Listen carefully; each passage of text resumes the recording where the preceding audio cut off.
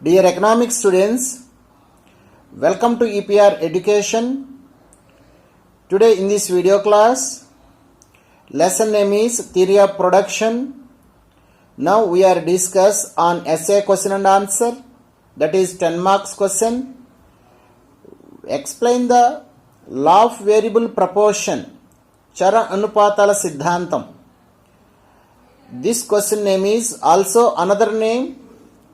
That name is law of diminishing returns. So explain the law of diminishing returns. That is Kshena Pratifalala Siddhantam. So answer is introduction. The law of variable proportions has been developed by the 19th century's economists David Ricardo and Marshall. So Marshall David Ricardo అనే ఆర్థికవేత్తలు 19వ శతాబ్దంలో ఈ చరణోపాతాల సిద్ధాంతాన్ని అభివృద్ధి చేశారు. In the short run, output can be increased by increasing the variable factors. స్వల్పకాలంలో చర ఉత్పత్తి కారకాన్ని పెంచడం ద్వారా ఉత్పత్తి పెరుగుతుంది అని ఈ సిద్ధాంతం వివరిస్తుంది. When the variable factors are combined with the fixed factors, the proportion between variable and fixed factors will undergo changes. ఎప్పుడైతే చర ఉత్పత్తి కారకాన్ని స్థిర ఉత్పత్తి కారకాలని కంబైన్ చేసి అంటే సమ్మిళితం చేసి ఉత్పత్తిని ఏ అనుపాతంలో పెంచుతామో దానిని చరణోపాతాల సిద్ధాంతం అంటారు. So this leads to situation known as law of variable proportion. According to this law, ఈ సిద్ధాంతం ఈ సూత్రం ప్రకారం, when a producer increases one variable factor by keeping other factors fixed, ఇతర ఉత్పత్తి కారకాలను స్థిరంగా ఉంచి ఒక చర ఉత్పత్తి కారకాన్ని ఉత్పత్తిదారుడు పెంచినప్పుడు, in the beginning we get increasing returns, later diminishing returns, and behind a point we get negative returns. మొదటగా పెరుగుతున్న ప్రతిఫలాలు పొందటం, ఆ తర్వాత తగ్గుతున్న ప్రతిఫలాలను, చివరకు రుణాత్మక ప్రతిఫలాలు పొందటం జరుగుతుంది. So law of variable proportion main theme, when the producer increasing one variable factor, ఎప్పుడైతే ఒక చర ఉత్పత్తి కారకాన్ని పెంచుతామో other factors will be constant, ఇతర ఉత్పత్తి కారకాలు స్థిరంగా ఉంచినప్పుడు, the producer getting the increasing returns in the beginning stage, after diminishing returns, later negative returns. Next definition. According to Alfred Marshall ప్రకారం, an increasing in capital and labor applied in the cultivation of land, సాగు చేసే వ్యవసాయ భూమిపై మూలధనము శ్రమ అనే ఉత్పత్తి కారకాలని combine చేసి ఉపయోగించినప్పుడు, cause in general less than proportionate increasing in the amount of produce raised, సాధారణంగా తగ్గుతున్న అనుపాతంలో ఉత్పత్తి పెరుగుతుంది, unless it happens to coincide with an improvement in the art of agriculture. So వ్యవసాయ రంగంలో ఇది సర్వసాధారణంగా జరుగుతున్న ప్రక్రియ. వ్యవసాయ అభివృద్ధిలో భాగంగా ఇలాంటి మార్పులు వస్తాయని ఈ సిద్ధాంతం వివరిస్తుంది. Next explanation of law. ఈ సిద్ధాంతం యొక్క వివరణ మనం పరిశీలించేటప్పుడు, before discuss the above 3 stages of the law, ఈ సిద్ధాంతాన్ని 3 స్టేజెస్గా తెలుసుకోవచ్చు. అయితే we have to understand the meaning of total product, average product and marginal product. ఈ సిద్ధాంతాన్ని 3 స్టేజెస్గా వివరించే ముందు మనం మొత్తం ఉత్పత్తి, సగటు ఉత్పత్తి, ఉపాంత ఉత్పత్తి మూడింటిని అండర్స్టాండింగ్ చేసుకోవాల్సిన అవసరం ఉంది.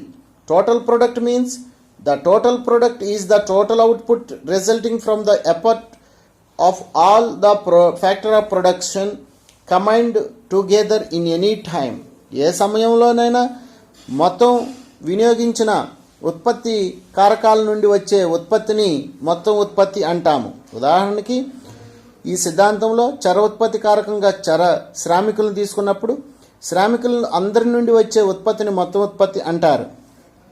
Average product. If the total product is divided by number of laborers, the average product is obtained. So మొత్తం ఉత్పత్తిని శ్రామికుల సంఖ్యతో భాగించినప్పుడు వచ్చే ఉత్పత్తిని సగటు ఉత్పత్తి అంటారు. So AP is equal total production by number of labourers. Next marginal product. ఉపాంత ఉత్పత్తి అంటే ఏంటి? Marginal product is the additional product by an extra labourer.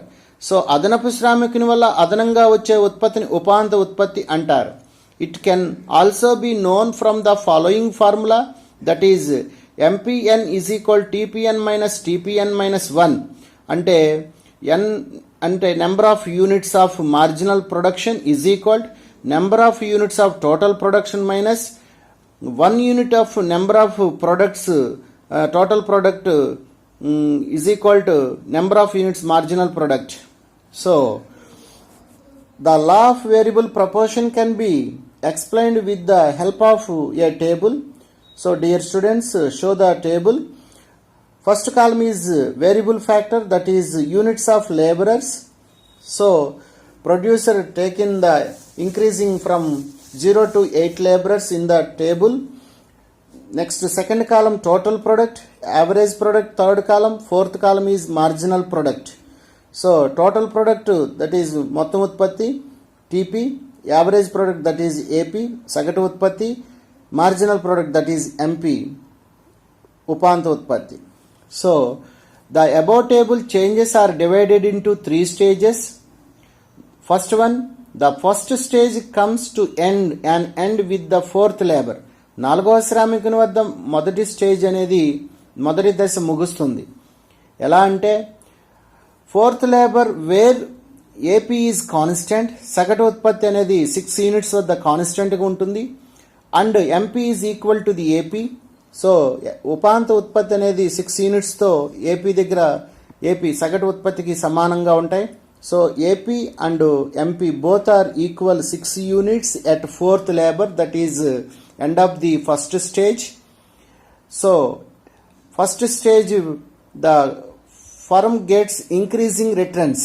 So first స్టేజ్లో total product, average product, marginal product 3 products are increasing because of total product increasing at increasing rate. So remaining average and marginal products also increase. So firm gets increasing returns. Second stage, the second stage comes to an end with the 7th labour. 7వ శ్రామికుని వద్ద 2వ స్టేజ్ ముగుస్తుంది. Where TP is constant, total product అనేది కాన్స్టెంట్గా ఉంటుంది 30 units వద్ద. So that is maximum position at 7th labour. MP becomes, marginal product becomes equal to 0. Total product గరిష్ట స్థాయికి వచ్చినప్పుడు ఉపాంత ఉత్పత్తి 0 స్థాయికి వస్తుంది. So at the stage firm gets diminishing returns. అందువల్ల సంస్థకి మరి తగ్గుతున్న ప్రతిఫలాలు వస్తాయి. Next third stage, the third stage at the 8th labour. 8th labour వద్ద థర్డ్ స్టేజ్ చూసినట్లయితే where total product increases and MP becomes negative. So at the stage firms get negative returns. So total product తగ్గుతున్నప్పుడు marginal product నెగిటివ్లోకి వెళ్తుంది. So third stage situation is negative returns. Next diagrammatic explanation. These stages can be explained with the help of the following diagram. In above diagram, on x-axis amount of a variable factor and y-axis output, total product AP, average product, marginal product is shown. So x-అక్షం మీద శ్రామికుల సంఖ్యని అంటే variable ఫ్యాక్టర్ని, y-అక్షం పైన ఉత్పత్తులను తీసుకున్నాము. 3 రకాల ఉత్పత్తులు. TP is the total product curve, AP is the average product curve and MP is the marginal product curve shown in the diagram. Next, in the first stage, total product curve is increasing rapidly left to right upwards and Average product curve, marginal product curve are equal at point S in the diagram. S బిందు వద్ద పటంలో రెండు రేఖలు సగటు ఉత్పత్తి రేఖ ఉపాంత ఉత్పత్తి రేఖ average product curve marginal product curve both are equal at S point, that is end of the first stage. So variable factors increasing from ON. Next after first stage variable factor will be continue N to M, N నుంచి M వరకు పెంచినట్లయితే total product curve is upward slope at decreasing rate. At the same time, that curve is reached to the highest point, that is H point. So, marginal productivity curve is reached to the zero, that is intersect to OXX. OXX ni marginal product curve M బిందు వద్ద ఖండించుకోవటం జరిగింది. Next that is end of the second stage. After second stage the variable factor will be continue increasing from M నుంచి increase చేస్తున్నప్పుడు total product curve is downwards from left to right after H point. At the same time marginal product will be negative slope from below x-axis, but average product curve is continuously positive slope downward from left to right in the second stage and third stage. So firms will be negative returns after second stage. Next, assumptions. This theory explanation bases on some assumptions. That assumptions, one is the law of specially operates in the short run. ఈ సిద్ధాంతం యొక్క వివరణ మొత్తం కూడా స్వల్పకాలానికి సంబంధించినది. The stage of technology is assumed to be given and unchanged.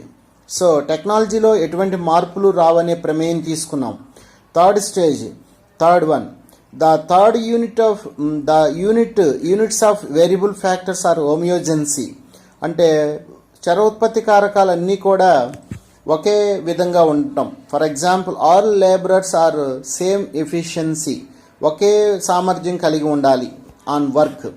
Next fourth one, the law of assumes that it is possible to use various amounts of variable factors with the fixed factors of production. సో fixed ఫ్యాక్టర్స్ని అలా ఉంచి చర ఉత్పత్తి కారకాన్ని మనం పెంచుకుంటూ వెళ్ళటానికి పాసిబిలిటీ ఉండాలి. We consider only physical inputs and output and not economic probability in monetary terms. So మనం గమనించాల్సింది ఏంటంటే స్థిర ఉత్పత్తి కారకాలను ఉత్పత్తి పరిమాణాన్ని భౌతికంగా కొలవటానికి వీలై ఉండాలి. So these are main assumptions taken on in this theory of explanation. So answer is finished. Dear students, this is very important theory for final examinations from theory of production side. So all of you careful take in practice on this question answer. So for more update subject videos, please subscribe the EPR Education. Thank you.